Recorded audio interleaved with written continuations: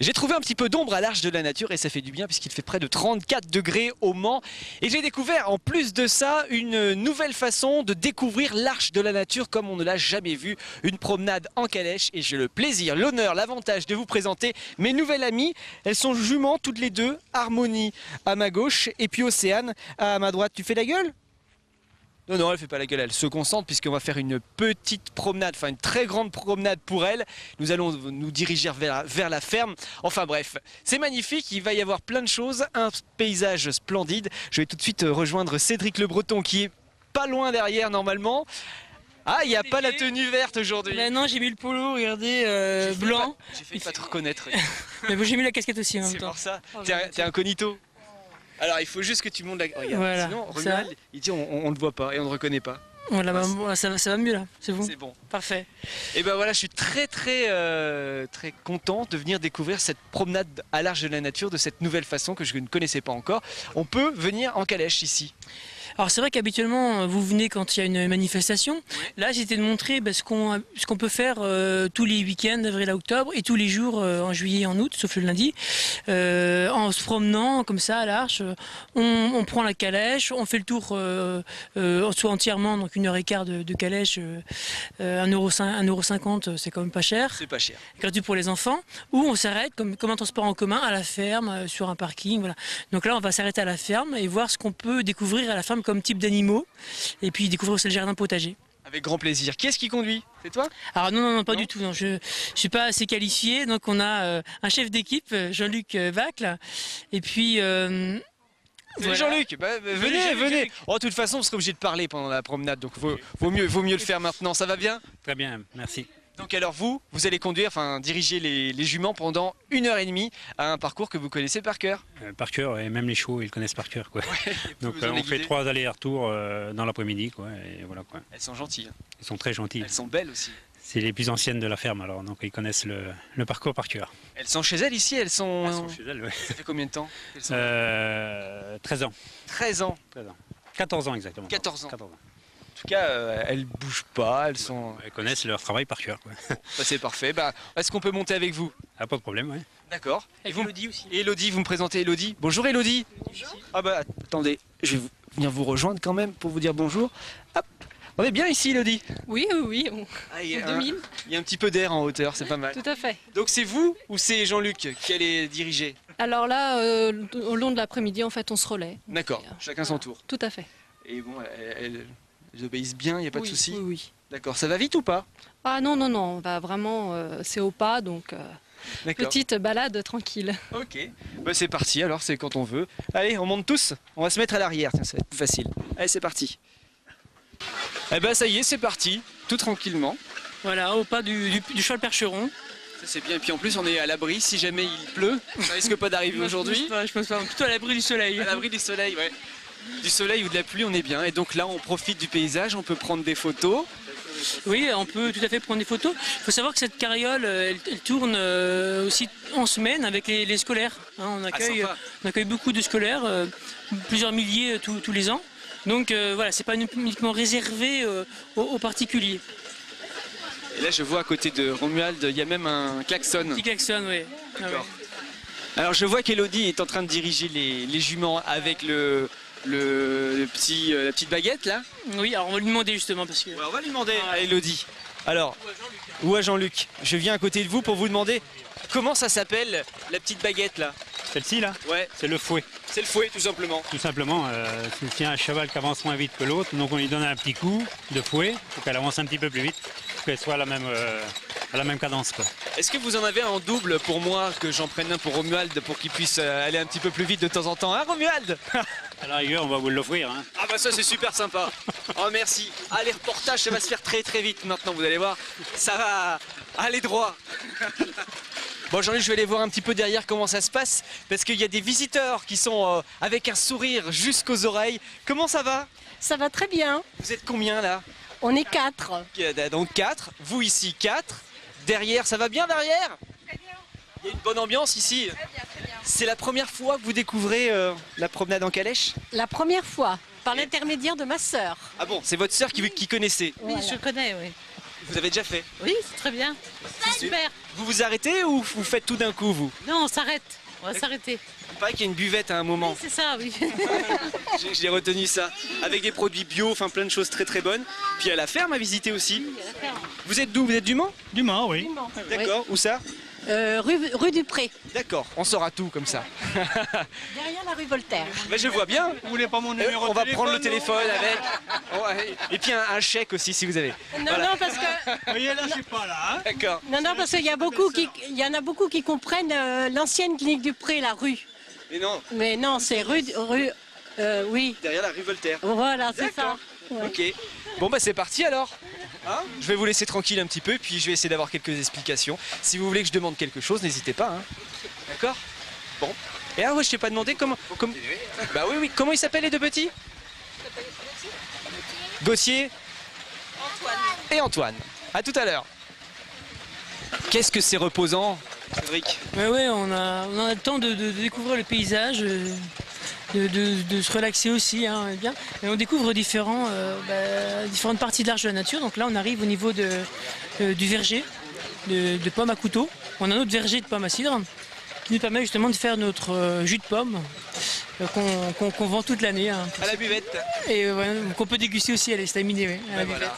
buvette. Donc, puis on croise les gens, c'est sympa. Voilà, On voit, il y a plein de choses hein, avant d'arriver à la ferme. Là, la ferme est pas loin derrière nous normalement là. ouais, elle est encore à une centaine de mètres. D'accord. Bon, on attend un peu et puis on arrive à la ferme tranquillement. Et puis voilà, on arrive avec Gwenaël qui nous accueillera. D'accord. Bon bah c'est parti.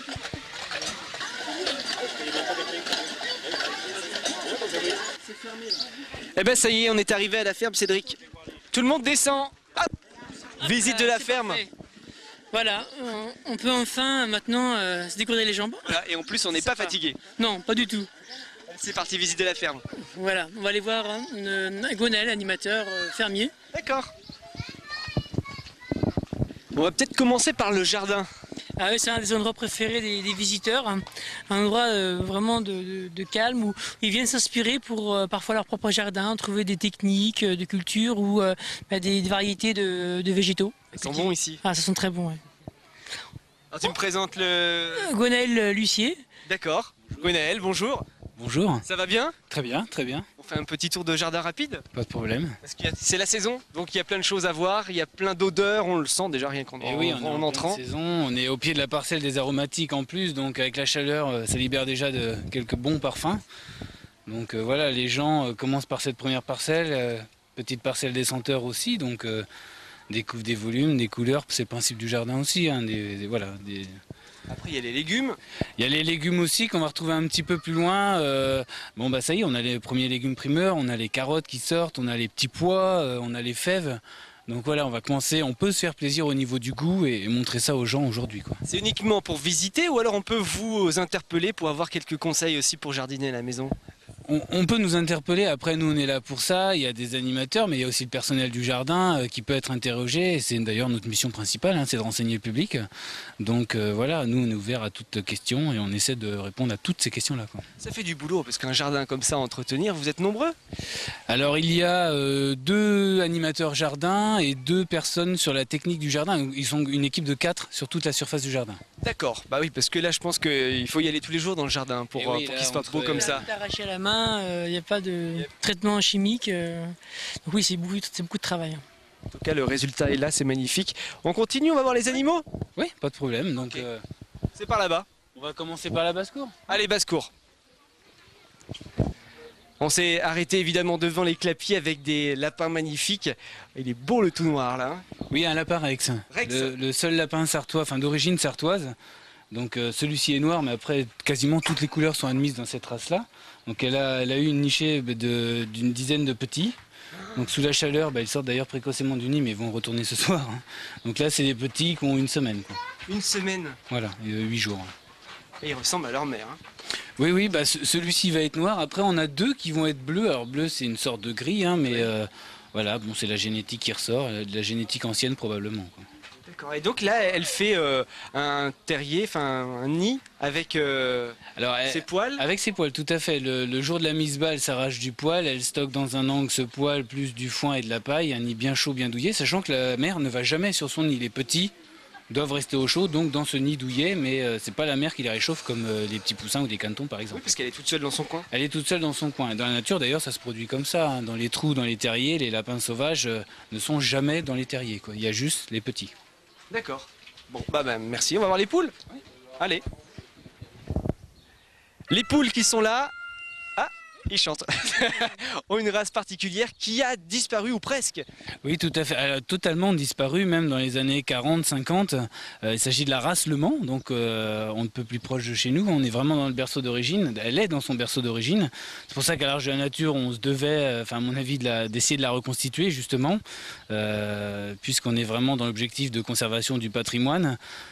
C'est une race au fin plus pour la chair en fait, hein. Elle était même très réputée pour la chair, une race du 18e, qui a connu son apogée au 18e et qui a commencé à déchoir au niveau de l'élevage puis des tables en fait, hein, elle a été remplacée au fur et à mesure par la race La Flèche qui est sa cousine géographique qui est juste en face là. Et voilà, elle a perdu de sa notoriété et du coup sa race, oui je vous dis, dans les années 40-50. Parce que pas très productive quand même, comme la plupart des races anciennes, hein, et c'est là le problème. Ils ne font pas des œufs régulièrement. Alors elle n'était pas élevée pour ses œufs, même si elle pond pas comme une grosse pondeuse, c'est sûr. Elle couvre même pas du tout.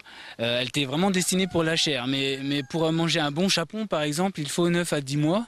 Aujourd'hui, dans les poulaillers industriels, on est capable de faire des chapons de 4 mois à 5 mois maxi. Donc on gagne du temps. Et dans les années d'après-guerre, il fallait nourrir la France. Et c'est pas la poule Le Mans qui allait la nourrir, quoi. C'est vraiment une poule de luxe. Donc voilà, on va essayer de lui retrouver son côté luxueux à l'avenir, j'espère. Moi j'ai un deuxième coq de luxe cette fois-ci, il s'appelle Romuald, voilà. On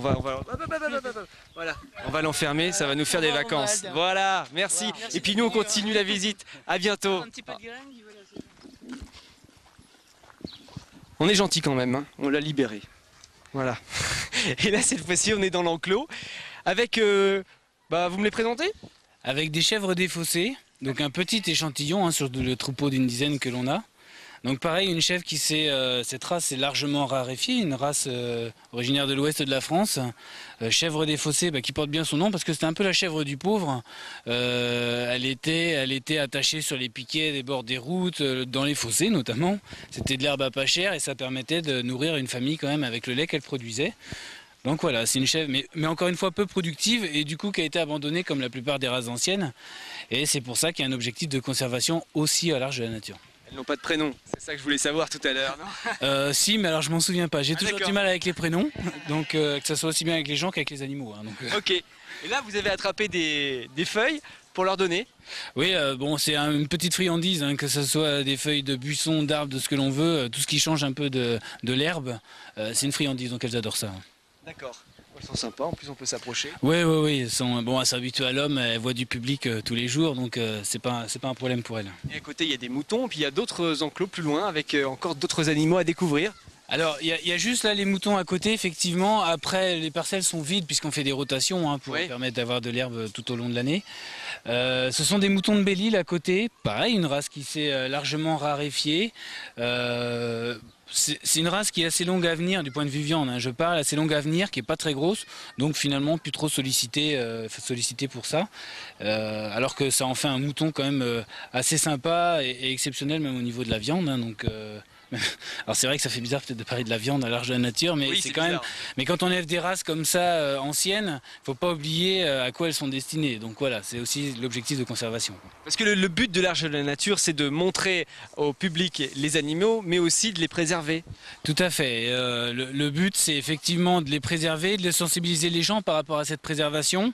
Alors ça passe, les préserver, ça passe par les élever, mais aussi du coup faire un peu de reproduction.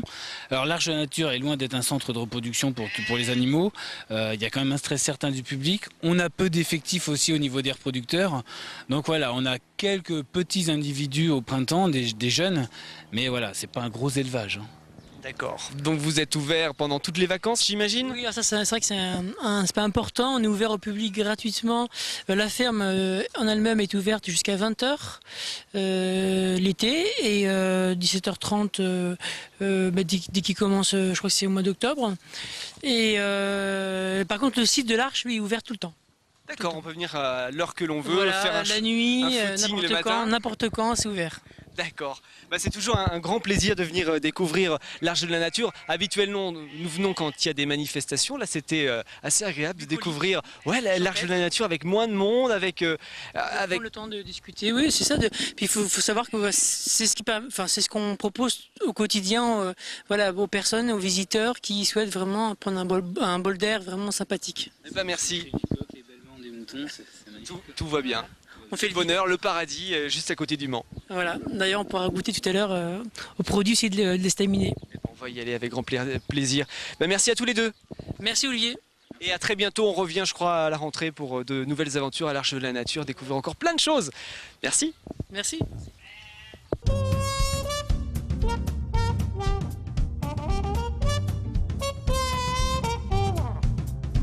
Je suis chargée de vous dire au revoir parce que l'infiltré du dimanche, c'est fini et Olivier est parti. Alors je vous dis au revoir.